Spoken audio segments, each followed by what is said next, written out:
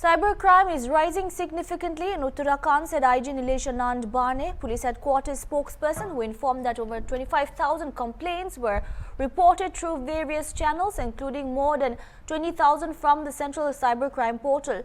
The crimes involve various methods, including digital fraud and advanced technologies like AI, necessitating a robust and competitive response. Barne said police are focusing on enhancing their technical capabilities, proposing structural reforms for 2025 and aligning with national efforts such as the Cybercrime Coordination Center 14C.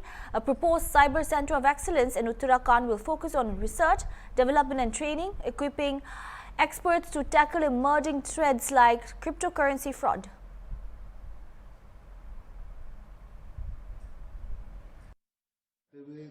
Police headquarter ने मतलब इसमें further क्या action लेंगे? हम लोग जो है 2024 के बाद जो हमारी जो लर्निंग लेसन्स आई है 2024 में पूरा साल भर का हमने डाटा एनालिसिस किया है, तो उससे निकल कर आया है कि जो साइबर कंप्लेंट है सडनली काफी ज्यादा जो है मात्रा में उत्तराखंड में बढ़े है। लगभग जो कंप्लेंट्स ही कंप्लेंट्स है और केवल केंद्रीय पोर्टल 1930 की बात करें तो 20,000 से ज्यादा केवल केंद्रीय पोर्टल से ही हमारे पास एमएचए से आए। उसके अलावा जो डायरेक्ट साइबर सेल में लोग जाते हैं, थानों में जाते हैं, वो अलग से है। तो इस तरह से है 25,000 के ऊपर सिर्फ कंप्लेंट्स गई है। अब कई लोगों को कुछ का तो 1000 में पैसे जाते हैं, कुछ का लाख में, कुछ करोड़ में भी जाते हैं।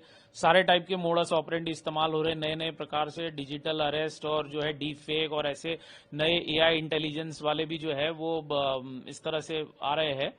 तो टेक्निकली हमको कॉम्पिटेंट होना पड़ेगा। हमको एक हमारा जो ढांचा है उसमें भी हमको बदल करना पड़ेगा। 2025 के लिए हमने कई प्लानिंग्स जो है शासन को प्रपोज करा है, तो जिसमें हमारा पूरा ऊपर से लेके ग्राउंड लेवल तक का ढांचा जो है वो ये होगा। तो उसमें जैसा सेंट्रल में अभी एक पूरा नेशनल लेवल पे कोऑर्डिनेशन I4C करती है, जैसे साइबर सेंटर ऑफ जो है वो कोऑर्डिनेशन है, cyber crime coordination centre I4C। तो उसी तरह हम राज्य में भी S4C का गठन के लिए प्रपोज कर रहे हैं, जो पूरे नेशनल लेवल पे आपस में कोऑर्डिनेशन करेगी और केंद्र के साथ S4C का गठन होगा। तो जो स्टेट हेडक्वार्टर होगा वो S4C का होगा। उसके अलावा जो है हर एक जिलों में भी एक जैसा अभी हमारे पास 2 ही जो है साइबर थाने हैं, एक कुमाऊं में, एक गढ़वाल में। तो हम चाहते हैं कि हर एक जिले में एटलीस्ट जिला मुख्यालय पे एक साइबर पुलिस स्टेशन बन जाए और जो है वो थाना स्तर पे भी जो है हम लोग उनको सेंसिटाइज करें, थाना स्तर पे भी साइबर डेस्क वगैरह इस टाइप से बने। तो हर लेवल पे जो है वो इस तरह से हमारे साइबर एक्सपर्ट्स और जो है वो तैयार, हम लोग पूरा ट्रेंड मैन पावर को तैयार करें। तो इसमें कुछ हमने इवन फॉरेंसिक्स में भी हमारी कैपेबिलिटीज बढ़ानी पड़ेगी, क्योंकि साइबर का जब हम रेड करते हैं, जब सीजर होती है साइबर्स की, जैसा हार्ड डिस्क, पेन ड्राइव, तो इसके लिए फॉरेंसिक्स, साइबर फॉरेंसिक्स की गवाही एक्सपर्ट्स माननी होती है। तो उसके लिए हम लोग अलग से डिमांड कर रहे हैं। तो पूरा ढांचे में साइबर सेंटर ऑफ एक्सीलेंस, हम लोग एक बहुत बड़ा एक्सीलेंस सेंटर उत्तराखंड में बनने जा रहा है, प्रपोज्ड है।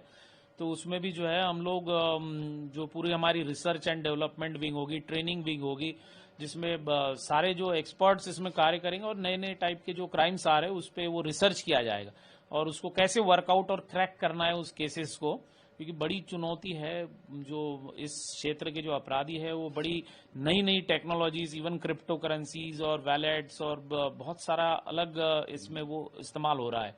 तो उस लेवल का हमको मैचिंग करना पड़ेगा, हाईएस्ट लेवल ऑफ टेक्नोलॉजी। तो उसमें हम लोग तैयारी कर रहे हैं।